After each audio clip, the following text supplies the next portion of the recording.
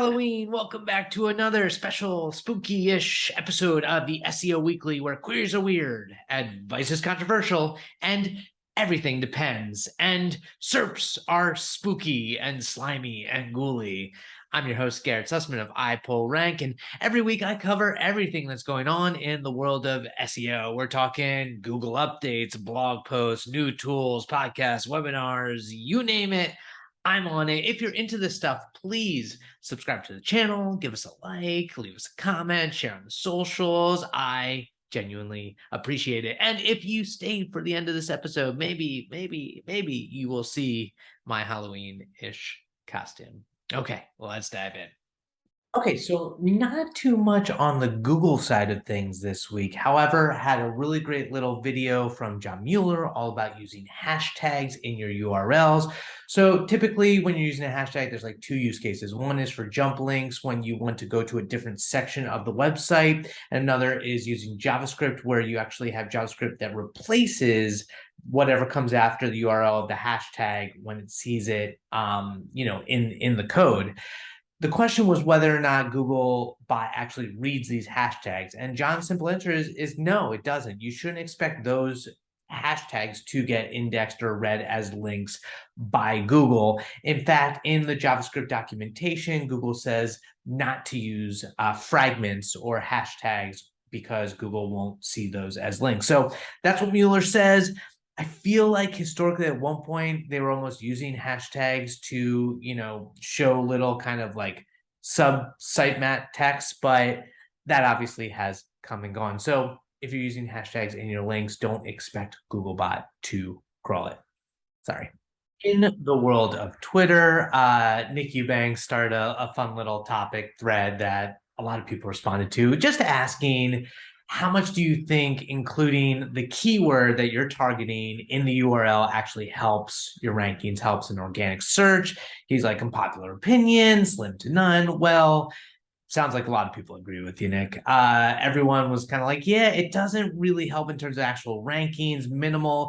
Maybe it helps with click-through rate. Like if someone sees the URL in the actual SERP in the listing and they see like obviously a very simple URL with their keyword, they're maybe slightly more likely to click. But ultimately, the consensus seems to be that the unpopular opinion is actually a popular opinion. So another day, another, mention to the fact that SEO is dead and Google is dying, and that seems to be the kind of zeitgeist theme these days. Emily Velasco tweeted a tweet that went viral, which was, and I actually love this analogy, Google search is becoming one of those dying malls. You still go there out of habit, but once you get there, none of it is what you want. And you can remember it when it was a useful place to visit, but now it's weirdly hollow and you leave without getting what you came for.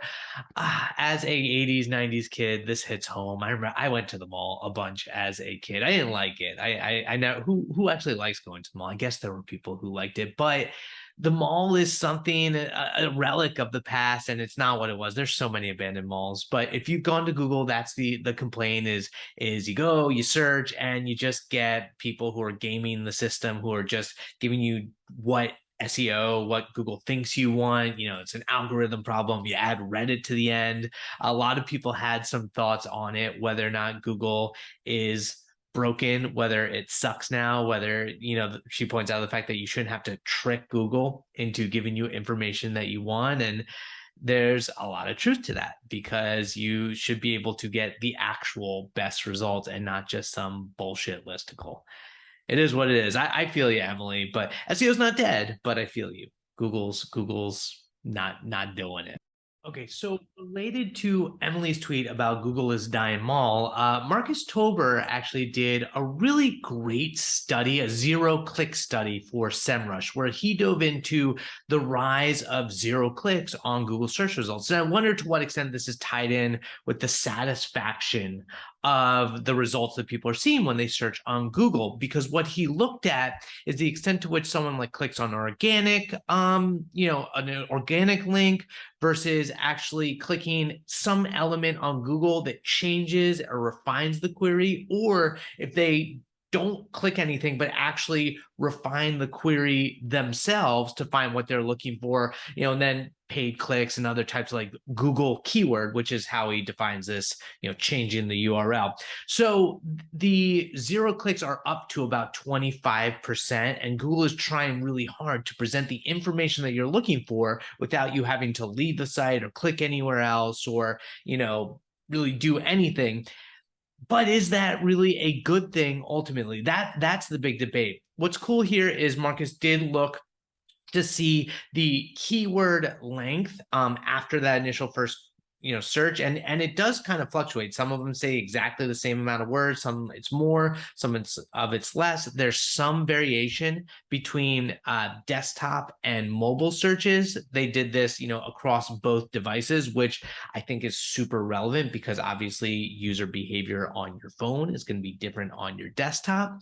And he actually found for mobile SERPs there was only 17% zero click. A lot more people were clicking and modifying their keywords. And I think that's because in the mobile search results, you see a lot more query refinement options as you scroll. It's a lot easier to scroll mobile. So that doesn't surprise me that you'd actually see more query changes or Google click, keyword clicks, as opposed to just zero click or going to organic SERP.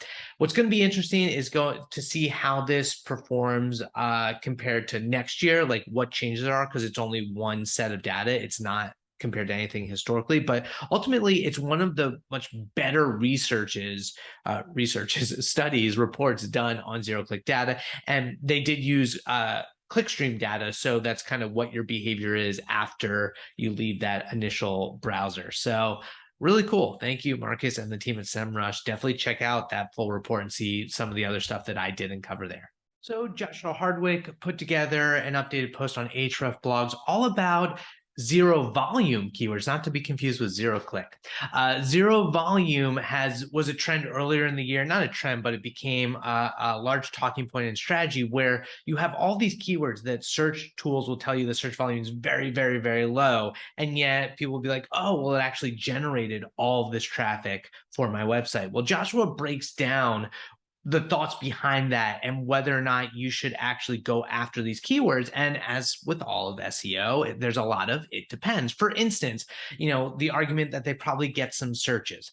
A lot of them do get searches, but what Joshua points out is a lot of times it's probably just an unpopular way to search for a more popular search. So in some ways, it's almost like a variation. And as you think more about like entities and concepts and synonyms, like Google understands that better. So even if you are kind of targeting the variation and having that keyword in there, Google's probably going to surface, the version that is the popular way to search for it, especially if it understands those differences.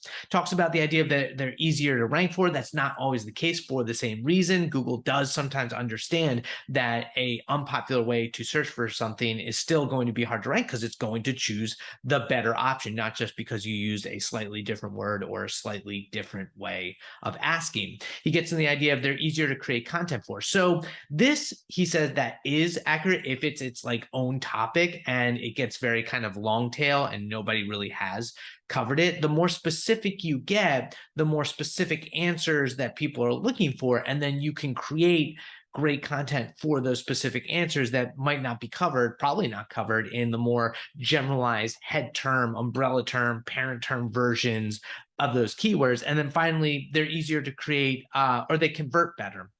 And that can actually be the case if it's, a transactional type of query and it's a long tail query and people are using that to buy, bottom of the funnel types of queries, then they can ultimately be like low volume searches, low volume keywords, and yet still have a ton of value, especially if the order value for that long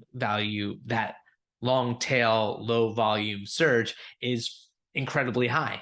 Looking for a very specific antique something or other, and you have it and you want to sell it and you show up for it, then that's going to drive a ton of value, and you should, target those low volume keywords. So there you go. Great post by Josh. And he breaks it down with a lot of it depends, but he explains the it depends, which is what makes Josh and Ahrefs blogs so awesome. So Kudos. Interesting article on the Reforge blog. So this is by like Michael Kaminsky, Tom Vladek, and Mike Taylor, and they talk about this whole idea about making big tests in marketing. Specifically, they have a couple of examples about how, like, Airbnb turned off their ad buying and realized that it wasn't generating a lot of leads. And then another example about Groupon de-indexing their entire site for 6 hours and realizing that like 60% of traffic came from organic search because, sometimes attribution is not fully reliable. It feels super risky to me, and that's their point in the article, but there's not always the guarantee that when you turn it back on that it's going to work in the same way as well. They break down the ROI of how, like, that missed time of revenue could benefit long-term if you realize that you can reduce spend, or, that you should be trying out a new channel. And they have a bunch of different other examples, like trying pricing models. It's an interesting article. I'd be curious to hear your take on turning off SEO for 6 hours or in any capacity. Do you think that's a really bad idea, or is it actually a big risky idea that might pay off? Your thoughts on the SEO blog. So Andrew McDermott dropped a awesome article all about why entity SEO needs to be the foundation of your organic search strategy. Obviously, we had our webinar, which I'll mention later, on Nobody Told You How to Do Entity SEO, that Mike King and Cindy Crum and Ruth Baridi dropped some really awesome knowledge all around. But on Thursday, we also had our own blog post that Andrew published talking all about, how you need to plan your content, create your content, and optimize the user experience all around the entities as you build your authority. So he gives the explanation, some tactics on how to do it, and ultimately why you need to consider entity first SEO. For those who don't know, entities are like person, places, and things, and Google understands them as concepts. And so you need to figure out if Google understands your website and what you're trying to rank for, like as a concept. And there's a whole bunch of structured data that you can use to kind of give Google clues that you're an entity. Ultimately, really important future of SEO. And if you're not focusing on entity SEO, then you are going to be biting the dust sooner rather than later. So check out that article. So a really interesting post on Onely. This was by Ziemek, Bucko, and talked all about the whole idea of Google being more vigilant and prudent with its indexing.